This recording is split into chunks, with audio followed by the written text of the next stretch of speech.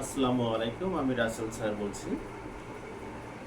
যদি 2024 সালের এই নতুন শিক্ষাক্রম বাতিল হয়ে যায়, তাহলে 2024 সালে যারা ক্লাস 9-এ রয়েছে তাদের এই সামনের 3 মাস তারা কি পড়াশোনা করবে এই বিষয়ে কিন্তু শিক্ষা মন্ত্রণালয় কিন্তু কিন্তু কোনো নির্দেশনা দেয়নি।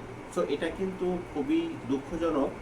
বিশেষ করে যারা ক্লাস 9-এ রয়েছেন তারা কিন্তু খুবই হতাশার মধ্যে রয়েছেন যে আসলে যদি আমাদের এই নতুন শিক্ষাক্রম বাতিল হয়ে যায়, তাহলে কিন্তু বর্তমানে শিক্ষাক্রমের যে ক্লাস 9-এর যে বই রয়েছে সেক্ষেত্রে তারা কিন্তু সবচেয়ে বেশি বিপদগ্রস্ত বা ক্ষতিগ্রস্ত হবে কিন্তু।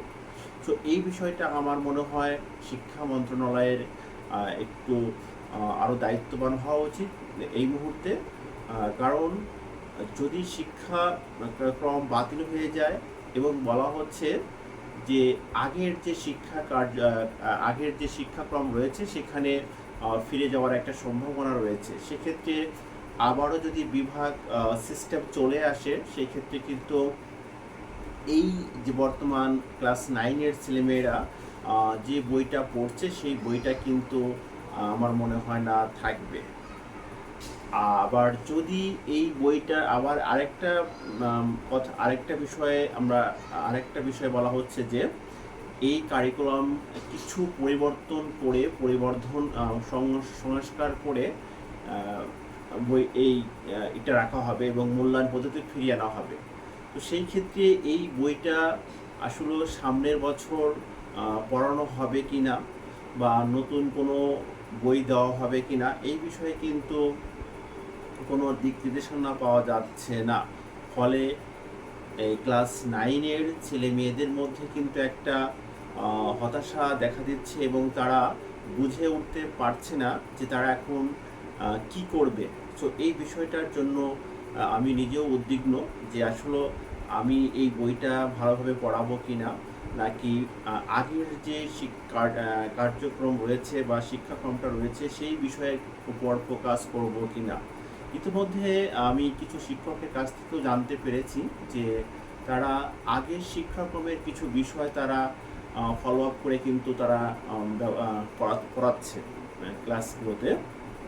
কেননা তারা ইতিমধ্যে একটা ধারণা লাভ করেছে যে এই শিক্ষাক্রমটা খুব দ্রুতই বাতিল হওয়ার সম্ভাবনা রয়েছে।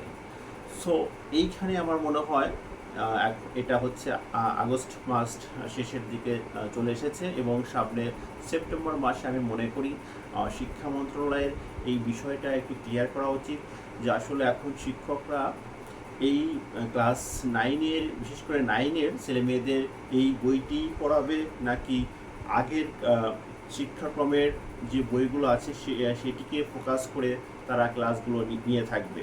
তো এইটা মনে হয় ক্লিয়ার করলে শিক্ষকদের যেমন উপকার হবে, সেই সাথে ক্লাস 9-এর যে সকল ছাত্রছাত্রীবৃন্দ রয়েছে আমার মনে হয় তাদের জন্য অনেক ফলপ্রসূ হবে এবং তাহলে তারা এসএসসি পরীক্ষার যে বিষয়টা তারা অবগত হবে।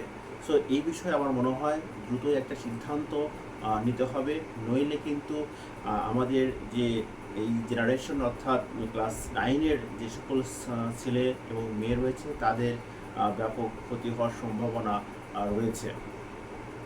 তো এই বিষয়ে আমি আমার ব্যক্তিগত যদি মতামত দিয়ে দেই, সেক্ষেত্রে আমি অভিভাবক এবং আমার প্রিয় শিক্ষার্থীবৃন্দদেরকে বলবো, তোমরা কিছুটা আগের শিক্ষাক্রমের যে বিষয়গুলো আছে সেগুলো মাথায় নিয়ে পড়াশোনা শুরু করো এবং বর্তমান কারিকুলামের যে কিছু বিষয় রয়েছে সেইগুলো তোমরা ফোকাস করো। আর কিছু টপিক আমার মনে হয় এই সময়ে স্কিপ করে সামনে এগিয়ে যাওয়াটা সবচেয়ে তোমাদের জন্য ভালো হবে। যেহেতু শিক্ষা উপদেষ্টা বলেছে যে এই কারিকুলাম বাতিল যদি নাও হয়, বলা হয়েছে যে পরিবর্তন করা হবে। তো সেই ক্ষেত্রে আমার মনে হয় কিছু বিষয় রয়েছে যে অবশ্যই পরিবর্তন তো আসবেই।